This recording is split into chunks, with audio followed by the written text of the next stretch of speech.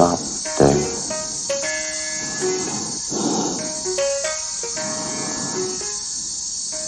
I'm afraid. Why don't you play us something, baby? Why don't you play us something? Why don't you play us something, baby? Start? I don't feel so good.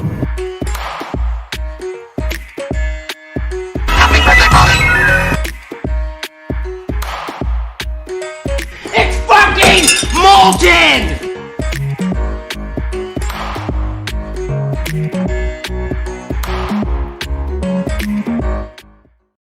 What's up, everybody? Welcome to the Movie Epidemic podcast. I'm your host, Buck Hollywood LeDuc, joined by, as always, Chadley J. Fox over Zoom. Hey guys, I'm on the internet here and I'm doing a very good job of my podcast. What do you think, Buck? Am I doing a very good job? Nope, I don't think so. Oh, okay. Yeah, you might be onto something there. I might be doing a bad job. Might be doing a bad job over there, hey? A super bad job, dude. I hate not being in the studio. I fucking hate this. Me too. I hate it. It sucks. Nothing ever works. Computers are hard. Fuck. Sounds like shit.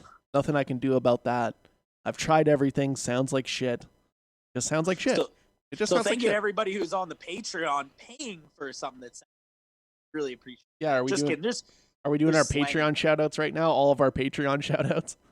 Yeah, hell yeah. Let's do it. What is April 8th when we're recording this? All right. So we do have one Patreon subscriber. So thank you very much. Big shout outs go to Dunzo Donalds.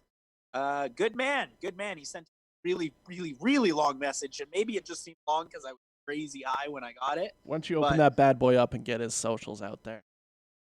That'd be really good. Get his band music, or he's some sort of a DJ or something. Yeah, Nicholas J. Dunzo Donalds. You can head on over to dropsofandromeda.com.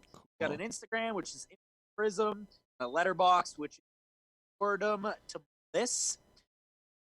Boredom to Bliss. He's a experimental electronic hip hop musician. Check it out. Cool. Drops of Andromeda. We'll have to get some theme music from him one of these days. Yeah. So thank you, Dunzo Donald. Hit us up if you want to give us a free theme. Know that you like supporting this show. Let us extort you, please. For free. We love extortion. It'll be good. It'll be good for the exposure. It'll be good for the exposure. Hey, it's me, Podcast Bot 5000. This is when I come in, right?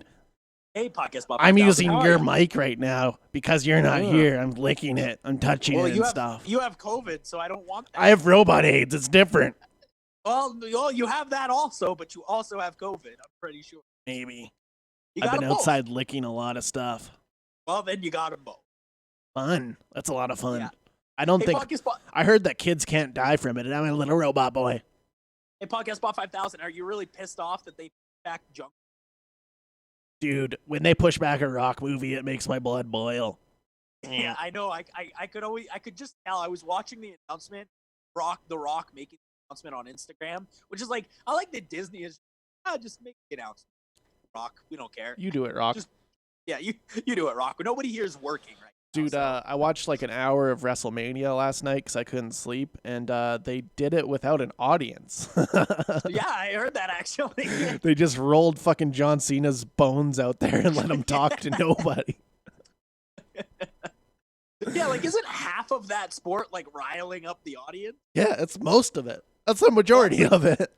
That's like I know a few people who are stand-up comedians who are like, oh yeah, I've been doing stand-up on like live stream. That's no. That's terrible. Isn't that like half the point? Is that you're supposed to gauge the audience? Dude, I was trying to watch the Kill Tony podcast the other day, and it's just like they get people to send in a minute and they judge it, and I'm like, this doesn't work like this. This has to be stand-up, or else it doesn't work. But our podcast is not unaffected, completely unaffected by the pandemic, except for it sounds like shit now. Yeah, except for it sounds like, hey guys, we're putting out more podcasts. Way more. Go over to patreon.com/movie epidemic. Tons more. All right, so you guys are talking about Swallow. You guys are talking about a little movie called Emma, period. Full title, please. I keep forgetting there's a period in it. I gotta write it in my notes. Yeah, make sure you write that down, you son of a bitch. You're also going to be talking about Dolittle, and a Kurosawa month rolls on with Rashomon. Rashomon, yeah, that one's an interesting. Shall we start off with Okay, sure. Let's start off with What? Emma. Let's get this one out of the way. So this movie is like, oh boy. Like, I famously type of shit. I'm not the target audience for this, and I understand that. Yeah.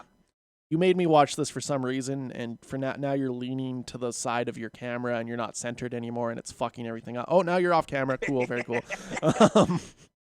But Emma, period, produced by Universal, focused, working title, Perfect World. Hey, too many production companies for this.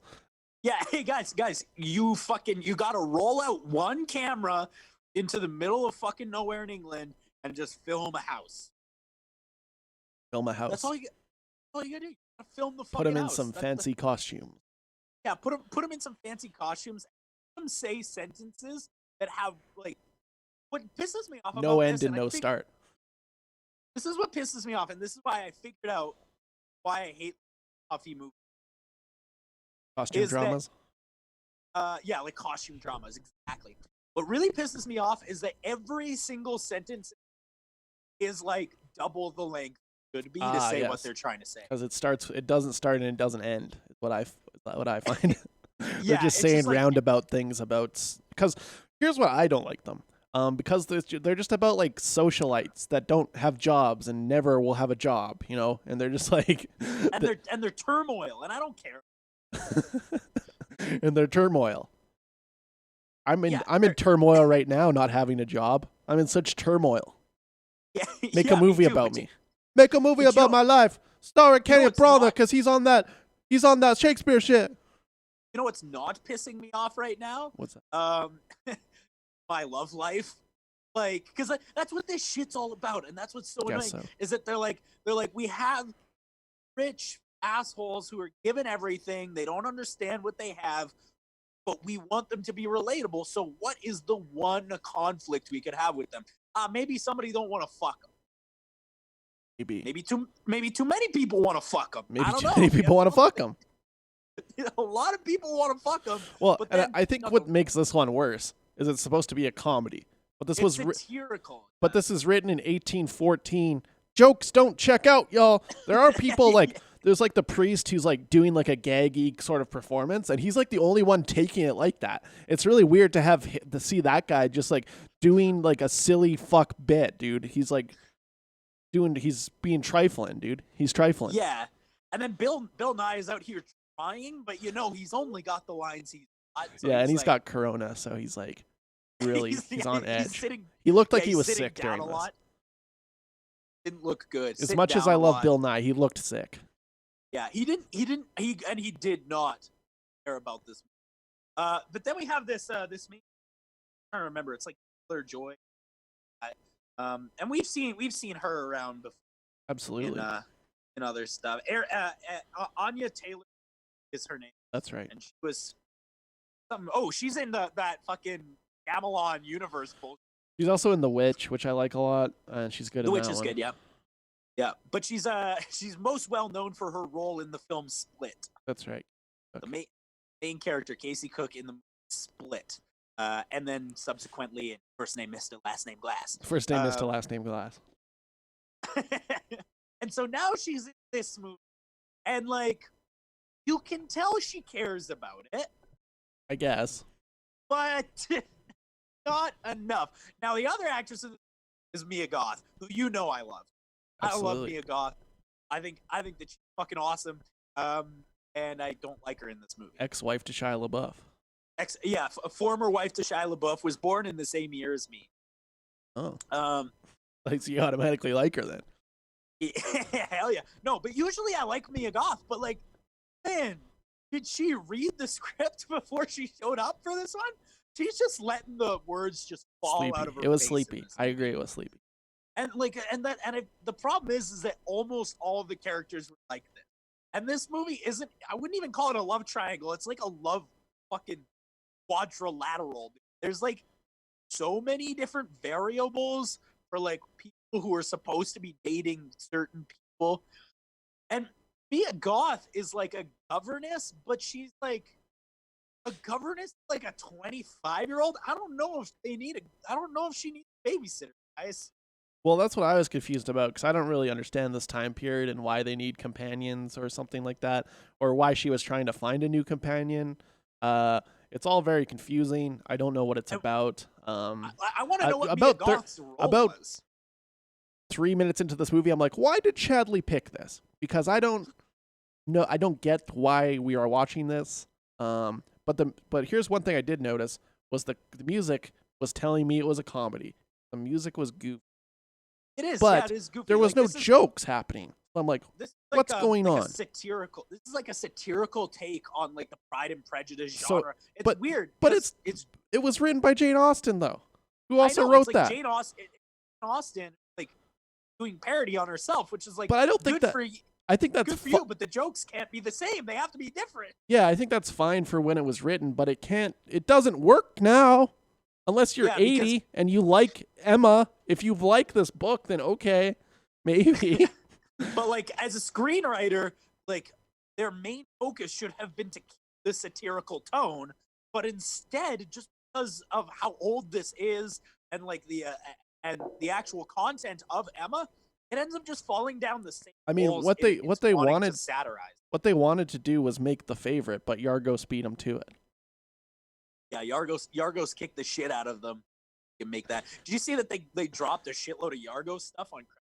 I did see that. Bless the rains. I've seen them all, but yeah. Pretty tight. Actually, I haven't seen Kinsetta. I haven't seen Kinsetta.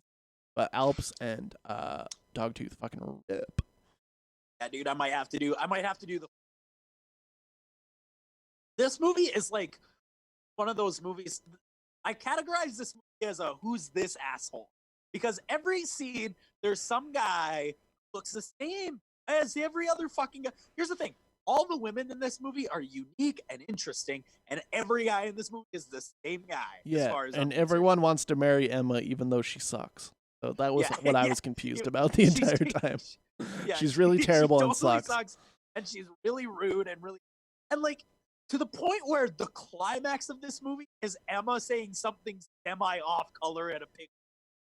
That's the climax. That's how it fucking movie. But every scene, there's some guy, and he comes in, and he's saying something like, you can tell is like pretty disrespectful, but you're not quite sure what it means. You know, like it'll be some guy in a stuffy suit, be like, perhaps that girl could go to the bay and catch herself a salmon. And you're like, what? I'm not sure what it means, but everybody's laughing, and they're laughing in a way that perhaps that fat cat could suck a saucer of milk through a straw. yeah, like it's all this shit, and you're like, what exactly? All right, like, can we just say? Perhaps that little falcon could strip the scales off a fish bone. And look, it's not like I'm sitting here being like, I was confused by the plot. No, the plot is so easy to follow. It's just everything somebody said said in such a roundabout way that I'm like, you guys just have to say something. That's old-timey speak, though, I think. Yeah, that's old-timey culture. It's fancy talk. It's fancy talk, dude. That's the 1800s culture. This and movie made me like, so tired, dude. I was like, it sapped me of my life force. And it's the longest movie to watch this. I'm sorry, dude. I do apologize. I do see why Universal sloughed this shit off onto VOD with the other shit, like The Hunt and stuff. Because it belongs with those, as it is also shitty. This movie is weird. It's cryptic. It's quite often sexist. I mean, that comes with the territory. Yeah, I know, but it's still just like it's still jarring to watch. A lot of popped collars, though, man. Why was everybody popping their collar? It's the style, dude, and it's coming back around. The style comes back around. Pop your collar right now. I'll do it too. Both do it. Not gonna argue with that. I like the popped collar thing. Yeah. Are you popping collar? Yeah, I'm popping my collar right now. My collar's been popped. I'm wearing a jean shirt and I popped the collar. Yeah, it looks really good. Head on over to the YouTube and give us slap the subscribe button over there on the YouTube. Yeah, and head on over to patreon.com/movie epidemic. Give us your money. Yeah, we popped their collars for you. That's sweet cash. Yeah, this movie is a fig Newton, dude. It's about fucking Newton. Fucking Newton, hey? But it's about absolutely like halfway through the movie, I was like, nothing has happened. I actually wrote that down too. I wrote down these people are just rich and they don't do anything. Yeah, they don't like, and they never even explain why they're rich. They are like they just live in a big house. Socialites, Bill dude. Nye and Bill Nye fucking canes his ass around, dude, barely making it from chair to chair. Barely making it chair to chair. Yeah, dude. 1 star on the Chatsky Okie scale. dokie, Did not 1 like star on the Chatsky scale from Buck Hollywood Leduc. That's movie Epidemic official. That's a 1 star. People like this the 1 movie though. star. Get it. And you know what? Like I think, like, there's a market for it. yeah, I think so. My girlfriend loves Pride and Prejudice, and I was like, "You're gonna love this. You're gonna love this awful piece of garbage. You're absolute trash." All right, what do you want to talk about next? Let's talk about Swallow. Oh man, so I just found this movie like randomly Yeah. and was like, "Yeah, I'll schedule that for the pod." Didn't know it was gonna be fucking awesome. Dude, rips so hard. This movie is really good, and you know what? This almost makes up for me putting Emma on the list. Yeah, it doesn't make up for me putting Dolittle on the list, though, unfortunately. It does not, but we'll talk about that later. This movie is great, and I don't necessarily think it's a perfect movie, but it's pretty close. This movie, this is something I really figured out about myself. Like, look at my review of this, like my review of The Platform, and even back to like Lighthouse. Apparently, in 2020, the thing that gets me going in movies the most when I'm horrendously uncomfortable. Yeah, I we've been like watching being- a lot of those lately. A lot of Yeah, and jarring movies. For some reason, I like being incredibly uncomfortable with watching movies. Well, because Maybe it's because I think it's because it's a feeling you don't get that often when watching movies. Because most movies want to like be like, like Pixar, like makes you cry at the end or gives you some sort of like nice feeling. But this is not that. no, this is incredibly uncomfortable, and I think maybe it's just because discomfort is such a strong emotion that like Sure. I do want to feel that way when I'm watching a movie. And man, Swallow, so fucking good at that. There's things I love about Swallow and things I don't, but let's talk about the things I really love about it first. Get that out of the way. This movie looks incredible. Oh, some of the best cinematography I've ever seen. I said that like 17 times while I'm watching this movie. Like, who the fuck shot this? It's the best looking Yeah. fucking thing I've seen all year. Your girlfriend was probably like, you know what, I can't hear him talk about this anymore. I think I got the She fuck did outta leave. here. Yeah, she did. So the cinematography is great. The use of color here is fucking amazing. Fucking astounding, dude. It was like, why don't people shoot movies like this? Why is like, because everything was like squared up like Wes Anderson. I'm like, more people should just steal this. It looks fucking Yeah. beautiful. Yeah, it looks insane, man. It looks so good. What this movie is about is you have Hunter, a newlywed wife, pregnant with a baby, stay-at-home mom type person. I think they explain what her husband does, but it's like something kind of dumb. It's something basic. Or you know what? He works on like a farm of some sort, but it's like project man. I don't know. I don't really remember. That's not important. Well, you gave it 5 minutes, so it must be important. No, it's pretty important. So essentially, what happened that she gets so bored on her date that she finds out by accident pica. And for those of you who don't know what pica is when you want to eat shit that you're not supposed to eat. You've probably That's seen it on one of our favorite shows on the movie podcast, My Strange Addiction.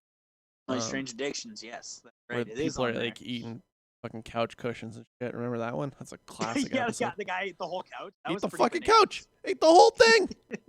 He's like, I bought a couch and then I ate the whole thing. I didn't know I was gonna eat the whole thing. I bought a $900 couch and I ate all of it. Can you imagine like the shame you would feel as you swallow the final bite of You're the like, entire oh, it wasn't even good, but it was $900 and I needed to eat it. And so in this Dude, movie, she's in that eating things episode, hold on, I gotta do more about My Strange Addiction quickly. In that episode, when he shows the screen, the receipt for the $900 couch from IKEA, oh my god, dude, it makes me break down. yeah, man, that's pretty good. And so eating all sorts of strange shit, but this particular girl has an affinity to swallow things that are sharp. She likes swallowing. Like at one point, she swallows like a screwdriver and like paper clip or not paper clips. Thumbtack. Safety pins, screws, and nails. Things like Jack, that. I remember the Jack when they pull that out of her. Yeah, I watched dude, the that's trailer pretty- before watching this, and there's a part where she eats a spike, and the whole movie I'm like, when she eating the spike, when she eating the spike, when she eating the spike. And they get there, dude. Oh, They they get get- there oh. for you. Oh, they get there. Yeah. And so the first thing you're gonna notice is that one of those weird times where there is an antagonist, but they're real, because like this movie's about like human emotion. So essentially, her husband and her husband's family find out that she has this pica thing. They're all like deeply concerned because she almost like she has to get surgery to get like fucking all this sharp shit removed from her stomach.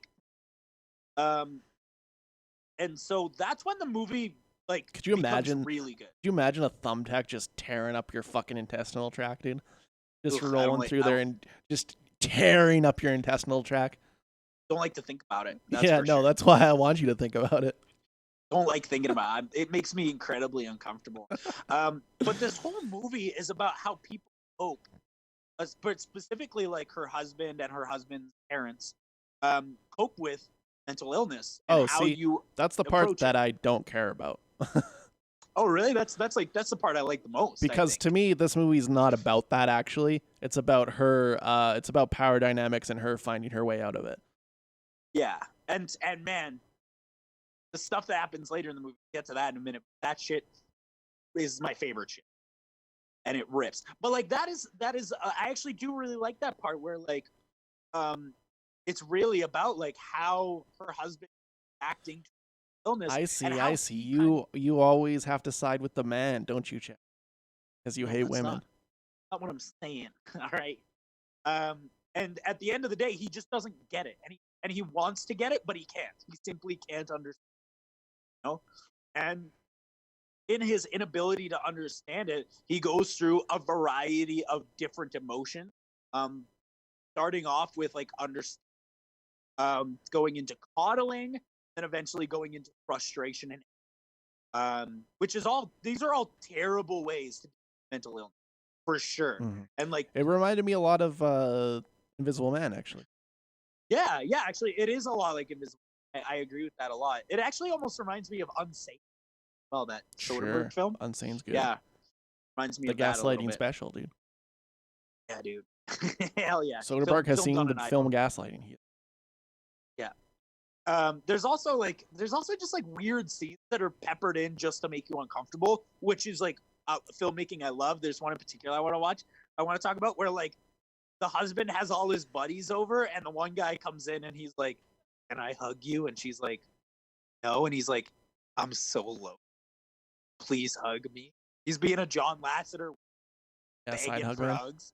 John Lasseter would hug you. Hey, I don't think he would, dude. I think I would ask John Not Lasseter pretty to enough. hug me. um, I don't have a girl ass for him to grab. well, you do have a couple of cantaloupes you're smuggling in your pants there, so you might want to Well, grab and those.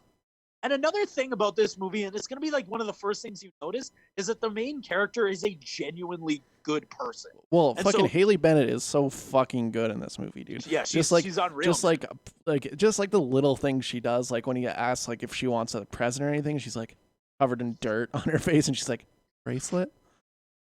she's It's just like so good. yeah, she's come a long Just way. mowing on since some doing dirt, that. dude. Delicious dirt, yummy dirt, yummy dirt.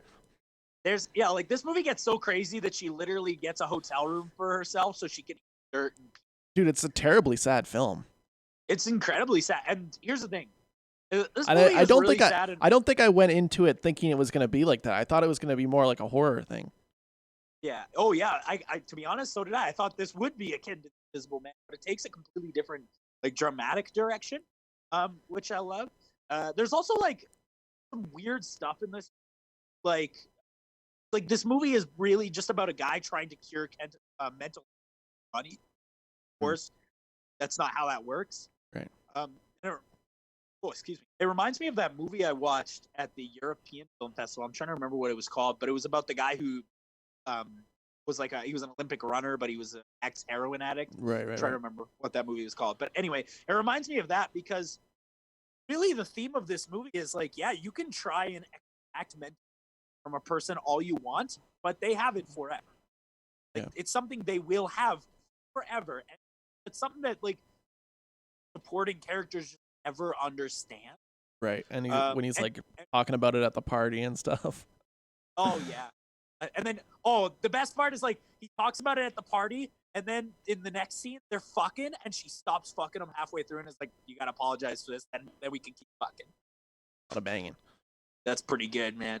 This movie's heartbreaking. Like it's gripping and it's heartbreaking. And I couldn't fucking look away because it was so beautiful, and because it was actually like everything we talk about. I feel like when we watch these movies, we're like, "Oh, this person didn't read a book about cinematography. This person doesn't know how to write a compelling story arc." It has it all. This movie has all of that. All the pieces down to a here. devastatingly like intense last shot that just goes on forever. Yeah, it's like a 5-minute last shot, and I was just like staring at it, like in disbelief. Like in that last shot, I audibly in my house by myself was gasped. Like I gasped. I was holy shit! I can't believe how they fucking ended. Oh my god, it's fucked up. Oh man. What are we giving this on the Chatsky scale there, bud? I'm gonna give it a 4. I really like it. I think it's a little dry at points, but for the most part, this is a fucking banger that you. I don't think it's dry at any points. I'm giving it the legendary 5-star. Dude, a legendary film that deserves a legendary rating. That's a legendary film that deserves a legendary rating, my friend. Hell yeah! No, this is a great movie. I do think I'm gonna. Rashomon. Sure. This movie fucking rips, dude. Yeah. But like. Not in the same way as like any other Kurosawa film I've seen so far. Like not in the same way at all. This is like because those movies are so epic and so like dense, and this is maybe the least dense movie I've ever seen. Maybe, but I think in it being so like less in comparison that it does so many things right that I think influence so many people. Just the way that the story structure is, and I think did you watch that video that I sent you from Robert Altman, where he was talking about the movie? No, I didn't see that. No. Well, he said something really interesting there, about how like when you tell the story in 3 different ways, and then never really reveal which way is the right way, then it leaves the viewer with like so much more investment in the story because they're trying to figure out which way what it was, and maybe even their way isn't right either. Well, and I think no matter who you are, so let's talk about what this movie is about real quick. That we have like this murder trial going on, and you have people who testify. One of which is a ghost, by the way. Extremely good ghost work in here. Yeah, they have the guy who's suspected to be the murderer, the murdered man's wife, and then you have. You actually have 4 in this because then you have the ghost's testimony. You have the ghost testimony, and then you have the woodcutter at the end. Then you have the woodcutter who's like, yeah, I actually did the whole thing. And the best thing about it is that they give you the same story 4 times, slightly different. And this is just an illustration that everybody lies. Yeah. Everybody lies. You know, everybody lies. And they never tell you which of the 4 retellings of this story and this man's murder are correct. It's also interesting. You can like, I've seen a lot of discussion online of like people going back and like trying to figure out what actually happened, but that's like, you don't do that. You don't even need to do that. Like, it doesn't matter how it went down. I think everybody who watches this is going to pick one of these 4 scenarios and say, you know what, I think that's the one, or combine them, you know, because it's a bunch of the same things that happen over and over again. Yeah. So let's talk about what actually does happen in this. Like, it's so crazy. So they're at this trial, and they're talking about the actual event. The actual events are our boy Mifune. You have this Mifune who is fucking out here ripping it up as the bandit. Just trashing the screen, dude. He doesn't give a shit. Dude, everybody else looks like shit acting-wise comparatively to me. And they're all fine. Yeah, everyone else is fine. They're good, but like the thing I love about Mifune is he really leans into being crazy as fuck. Yeah. And I think that lends a lot to these kind of movies. But it also lends to the fact, like, if you look at like what we watched last week, High and Low, he's completely opposite side of the spectrum. Right, he's stoic in that. Yeah, like he's very a diverse actor, and mostly he plays this guy, this crazy this character. exact Like this, samurai crazy guy. Like, yeah, this goofy bandit running around in the forest. By the way, you know how I said his other movies like Seven Samurai and High and Low, like those are expensive looking movies. This movie is cheap. This movie looks like it was made on $40 and it's totally fine. yeah, because he did a lot of like Kurosawa does a lot of things that like just look good, like shooting behind the brush when people are walking like a forest and stuff. And Yeah. I in one of the documentaries I was watching on Criterion Channel, they mentioned that it was the first time that anyone ever shot the sun on film. Like Weird. and then after that, Robert Altman's like, yeah, then I was working on a TV show and I immediately shot the sun. Anyway, so this bandit comes across this man and his wife walking through the forest. Then he promises to sell swords to the man, them to where he supposedly has the swords buried. Yeah. Huh? Okay. Well, I mean, that's what do you do with swords, Chadley? You don't just leave them out in the forest. You hide them somewhere so you can go get them later. And then this is probably the craziest part about this movie, because while there's 4 different versions of the story, this part of the story doesn't differ between any 4. So it's one we can assume is absolutely correct. Ties the man up and fucks his wife in front of him. Fucks his wife in front of him? What? And in all 4 scenarios, she it. That's what's so great. Because like at some point you're like, oh no, he's gonna rape this girl, and then you're like, oh no, I think he's just gonna fuck her. He convinces her. Yeah, he convinces her. Like he kisses her, and she's like, good. That's not good stuff. Because like the first kiss is always rapey, but then she always does the thing where she like gets into it and she drops the knife she's holding. Yeah, like in Blade Runner when Harrison Ford force kisses the robot. Yeah, and then in Cuts they, I'll know what happened. Yeah, oh, we know what happened. And so like it's such a crazy thing, especially because they show it 4 times, and every time you're like, fuck the wife again. No. Even in the wife's, that's what's like. Even in the wife's like testimony. That's why I love the wife's testimony, because in it she's like, I was trying to kill myself, because I didn't want to be a disappointment to my husband. And you know it's the most, as a husband, So Japanese. You know, the most it's very disappointing Eastern. thing? You know what's the most disappointing thing? Like as a husband, when your wife fucks a stranger in front of you. That When is you're very tied up. disappointing. Yeah, you're all tied up. You have to watch it. Very disappointing. Extremely disappointing. And so this movie, like it goes through all this gambit of emotion, of random bullshit, and then they almost always end with like this fight. And like, if I say to you, as this or the same scene 4 times, slightly different, I think that sounds boring. But it's not, because you're so invested in. You're interested in seeing differential. Well, differentials. It's funny just too, because like you can tell who's making themselves the hero when they're telling the story. Like in the Mifune thing, he like talks about how it was like an epic sword battle and shit, and then when the woodcutter tells it, it's like the most pitiful slap fight of all time. Yeah, it's super annoying, stupid looking. Yeah, no, I agree. That's really funny. But I think it's just like an interesting way to tell a story that like people have done since, but like I don't know if like anyone has done it this well. Like that's how good Kurosawa was. Like he's like, this is going to be a story about unreliable narrators, and you're going to see it 4 times. Perfect. Yeah, like unreliable narrators. That really is like an interesting writing technique to go on. Well, we'll be talking about that later on the Patreon later this month. But we're not going to reveal that yet. We're not going to reveal that yet. But I know exactly what you're talking about. It is one of the most famous unreliable narrator movies that I can think of. It also works. But we'll talk about that on the Patreon. You'll have to go and subscribe. I think that this movie is awesome.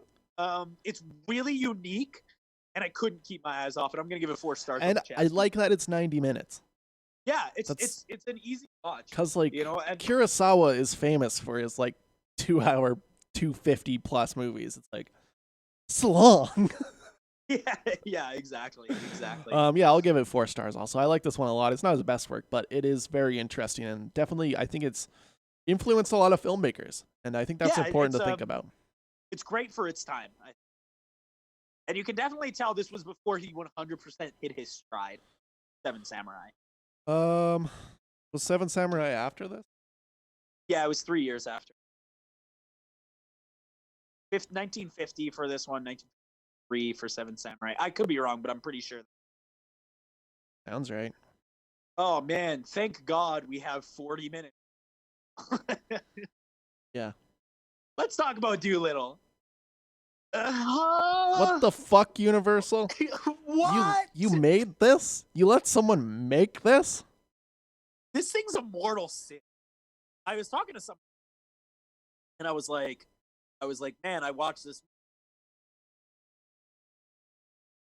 I already knew.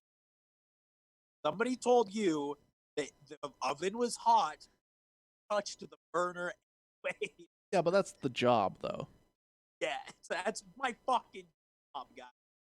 Talk about. Thank God I have a lot of notes. It's so forgettable. Like that, it's structured out. It's incredibly forgettable. It's like they almost wanted you to. It blasts through like 3 movies worth of content in fucking an hour and 35 minutes, you know? And they do it so ungrateful. Ugh. Like everything rushed in. Like, well, it was because they didn't have enough money to finish it because they paid fucking like $1 million to every single famous person in the world that's in this. Why the fuck are there so many? Okay, let's talk about the thing. Robert Downey Jr. is the main. All right, that's already highest. That's already a big. Got RDJ there. Holland, dog. That's big money. That's so Tom Holland's big. Only in the studio for like an hour. He was still paid over. Rami Malek. Rami Malek is the bear. John Cena's.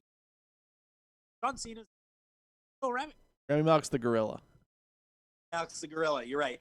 I just remember they were 2 big animals. Big ass fucking big ass John Cena animal polar bear called Yoshi, Japanese for some reason.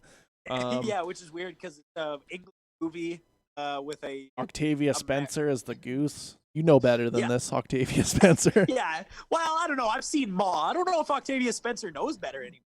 Well, you know, that's true. She did know better, but now maybe she doesn't.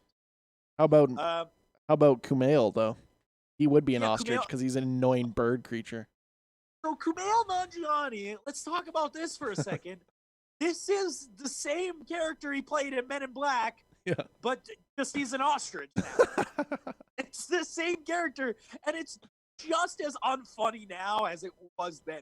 Why didn't you look at Men in Black International and be like, oh, people did not like that? Well, someone that does know better, Emma Thompson as the parrot. Emma Thompson is the parrot, yeah. And this is probably the animal that's in the movie most. She can talk person, which is really annoying. That they were just like, you know what, just write around to this. Write around the fact that you can't understand except for Robert Downey. But then, Antonio. Come on. Antonio Banderas. You just got off of an Oscar winner. Yeah, you just got off, what was that movie called? Pain and Glory? Pain and Glory, y'all. You just came off Pain and Glory, and this is what you do? You should be ashamed of yourself, Mr. Banderas. You're good. You're too good for this. And then, just as if I couldn't be offended by the list of people who couldn't know better, guess who waltzes up, waltzes in? Ray Fiennes, dude. Ray Fiennes. Fucking Martin. Ray Fiennes. Martin Sheen. Martin Sheen, right. Fucking... Who also knows, man? Jim Broadbent, like, what? Will Arnett, that checks out, though. It was that Will Arnett? I was trying to find out forever, but there's no listing on IMDb for that him. character. It's him it says on Wikipedia, it's him. It is, because it's not on IMDb. The character isn't listed. He must have asked them to remove his involvement or something. Yeah. I think that's what happened. Because I was like, I think pretty sure that's Will Selena Arnett. Gomez plays like the giraffe or something. Yeah, something like that. Oh, yeah. Like, what's that one Selena- chick? Miriam Cotillard or whatever, who plays the fox. Yeah, you're right, Mary Cotillard. It's fucking all famous people. Here's the thing: is that when they were making Universal was like, all right, guys, we need our worst writers, our worst So- cinematographers, and we need our best casting. This thing cost $175 million. At least $100 million went to actors. At It had least. to have been- there's too many. Robert Downey Jr. doesn't work for less than. Robert Downey Jr. takes 50. That's for that's sure. industry standard. Everyone else has taken several million. Yeah, Craig for Robertson sure. might be cashing a $500,000 check. Yeah, maybe less. To be Maybe honest. less. It's Craig Robinson. Also not in it too much. He might have taken 100. But there is so many people in this. It's Fucking- crazy. It's Jason Crazy. Haynog Man Manzukis plays the fucking dragonfly. right. That's right. Jason Heyman is in here. And here's the thing: Jason Heyman, like they casted where they wrote, because then they're like, hey, let's just have Jason Mantzoukas play his big mouth character, but have him talk about fucking. Yeah. Let's get Haynog Actually, Man you know what? Manzukis You know in what? Actually, let him talk about fucking a little. here. Yeah, he's a dragonfly. He talks about fucking, dude. Yeah, he talks about fucking. He wants to fuck the ant. At one point, he fucked the parent. Hell yeah, dude. This movie is like, it's so. We haven't even got to what this is about yet because we're still talking about how many famous people are in this. Okay, so let's talk about what it's about, because what it's about is real. So essentially, Robert Downey Jr. and his wife were explorers. They're also veterinarians, I Doctors. they were vet doctors, but also trying to find a secret Real island. doctors. They were doctors. That's why they want. Yeah. That's why the queen needs him to heal him. Right, they were real doctors. And then he loved animals so much that he. Something like And that. then- Yeah, then when the queen gets sick, they're like, dies the on your house. Fuck. That's Well, not if- how that. Hey, if you're a queen or king, you can tell people just their estate. That's like a real thing in England. Like if you die could and do- like don't. Jim Broadbent could have just like rolled up and been like, "Gotta get the fuck Dude, out if- of here." And he, Yeah, dude. In England, to this day, if you die and you don't have a will, your estate goes to the crown. what's even more fucked up? Yeah, you'll notice it. You'll notice He it might be right back away on the that- liquor, dude. Yeah, you'll notice it right away. Fuck out in this thing. He Dude, with has that giant never- fake beard at the beginning. He has never cared less about any. Now I know that because he is trying to Scottish accent. In the movie, Oh but yes.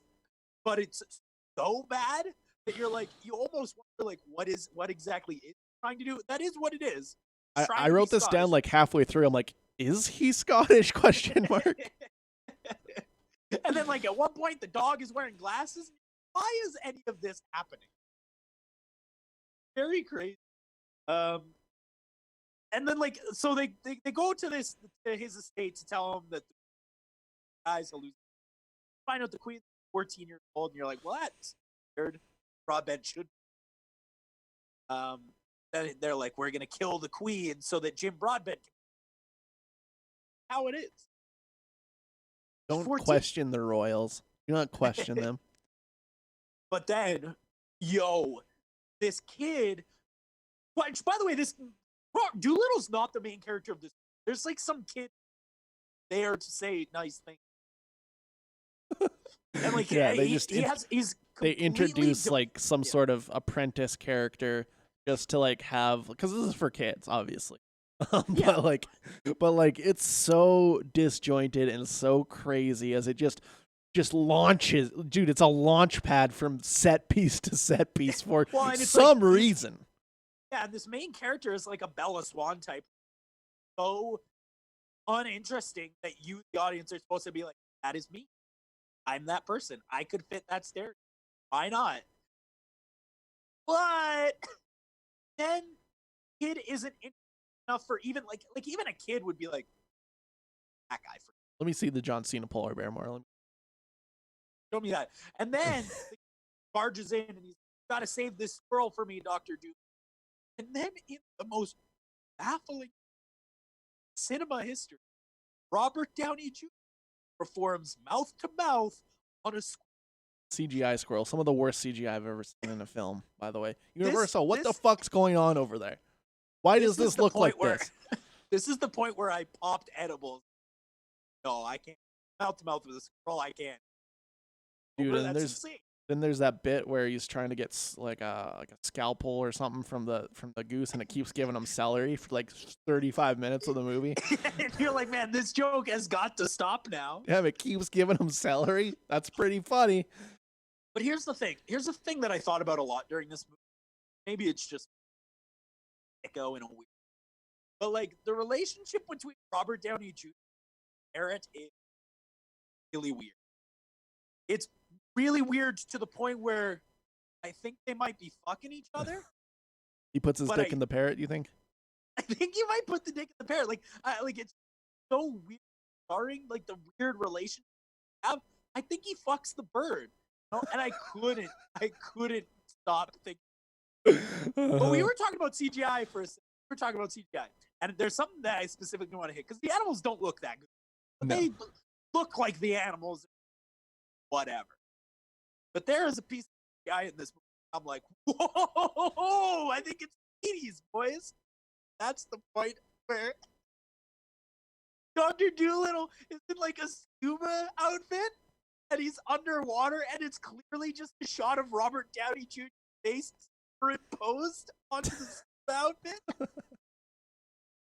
I don't even remember that, dude. And I'm like, what the fuck? Like, how did you show this to someone and they went, you know what?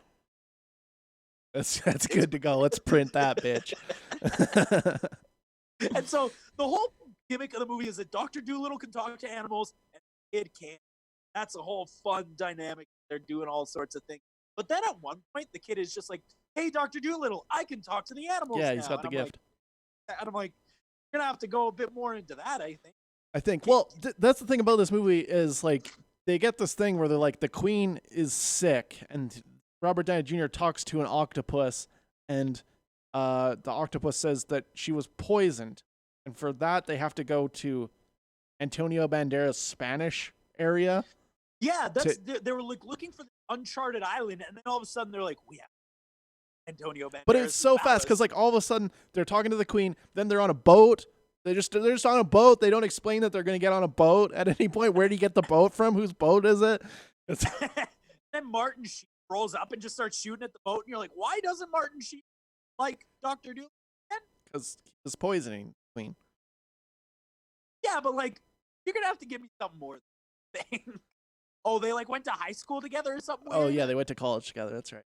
Right. And, yeah. And there's a point where Martin Sheen's like explaining that Dr. Doolittle's crazy. He's like, he even wrote about dragons in his master's thesis, and I'm like, there's gonna be fucking dragons in this movie. Yeah. Cool. As soon as he said that, I'm like, yeah.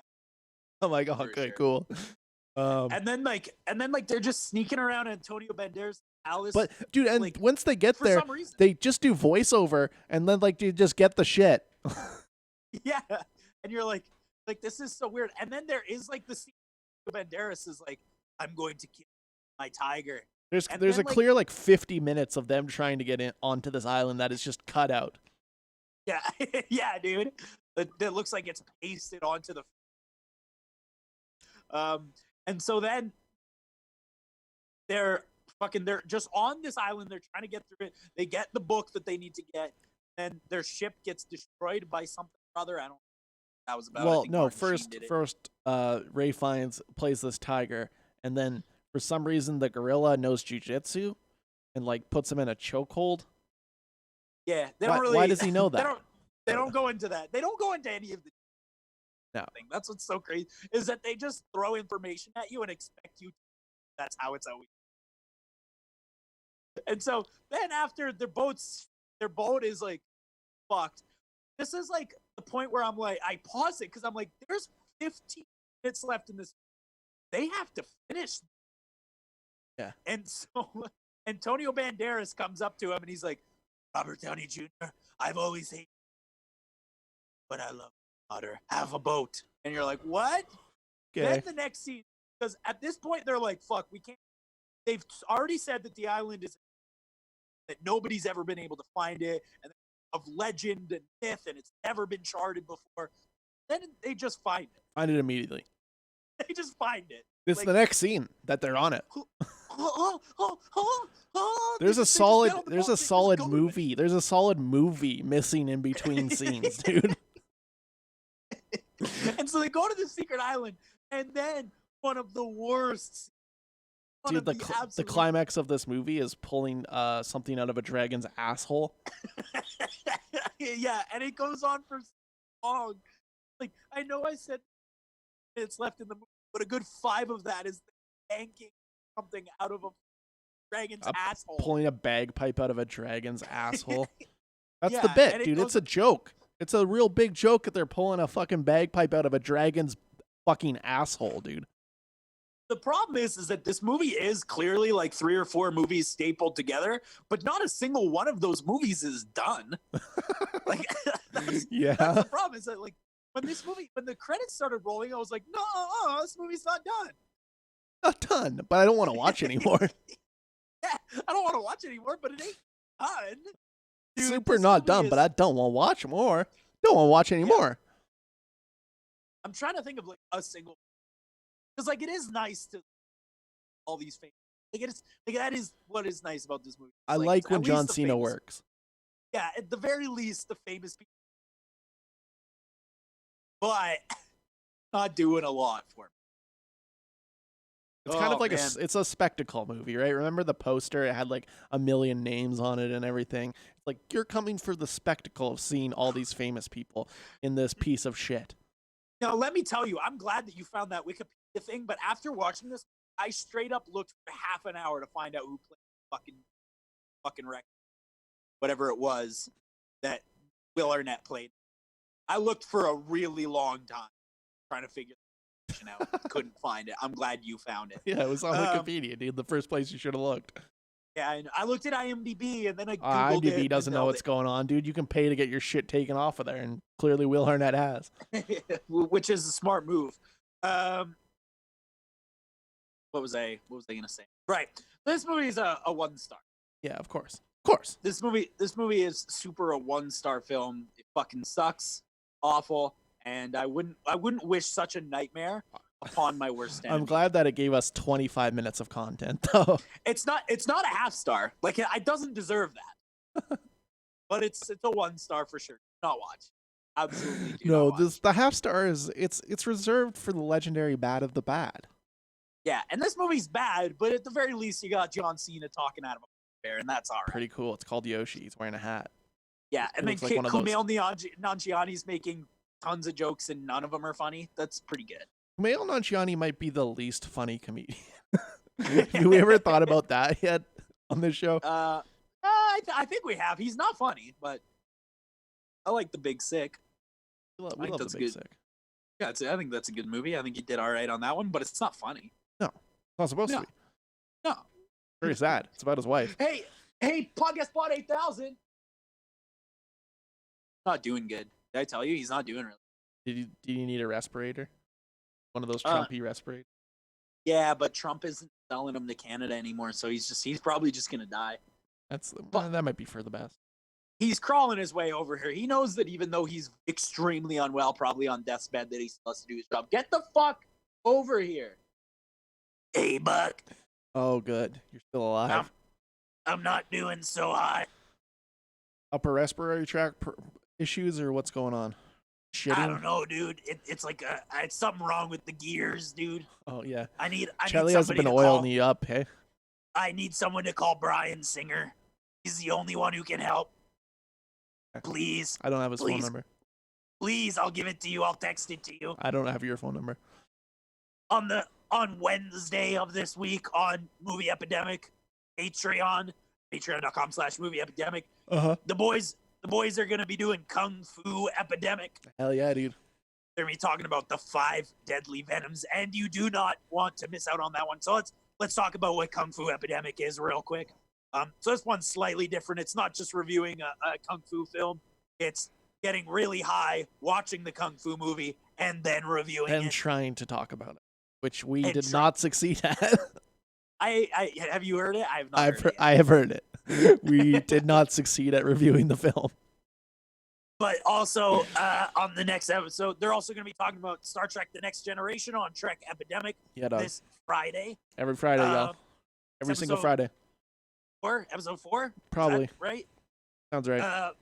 But if you're not interested in spending any money on this content, hours and hours and hours and hours, you can check out the free episode that's going to be coming out next week. Next episode of the regular show, we're going to be talking about, oh boy, Call of the Wild. If you guys thought the CGI was bad this week, buckle up. Buckle up, y'all. Call of the Wild. They've also not had an opportunity to talk about Apple TV Plus yet.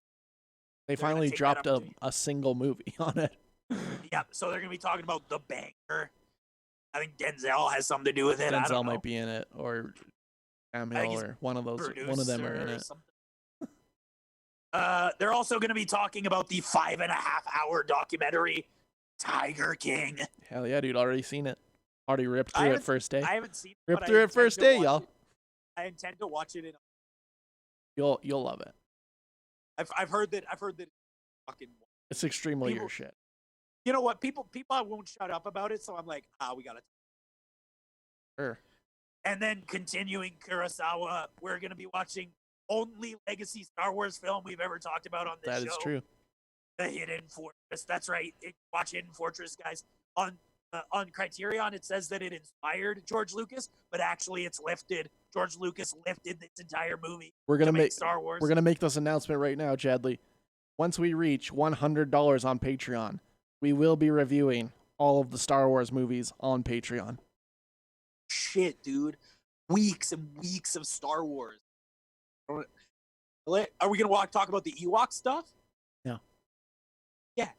No. Yeah. Yeah. So that's all. Ooh, that's all next week.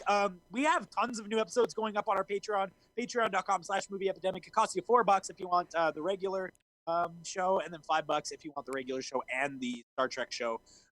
Wednesday, Friday, and then of course every Sunday you're still gonna get a free episode via our Spotify, Twitch, Stitcher, iTunes, wherever the hell you listen to your podcast. YouTube. Yeah, we're on YouTube. We got the video figured out on Zoom, not just stock footage of a cat, although I think you might like that more, to be honest. Because you're so ugly. You can check us out on Facebook, Twitter, Instagram, all at Movie Epidemic, and then of course check us out at movieepidemic.com or Linktree. Linktree.com/Movie Epidemic. Is that right? It's link. It's like .ee Just- or something. I think Just go to I think it's movieepidemic.com, guys. linktree.ee/movieepidemic. Yeah, we're really excited to talk some more Kurosawa next week. Thanks. And check out the Patreon. Funny.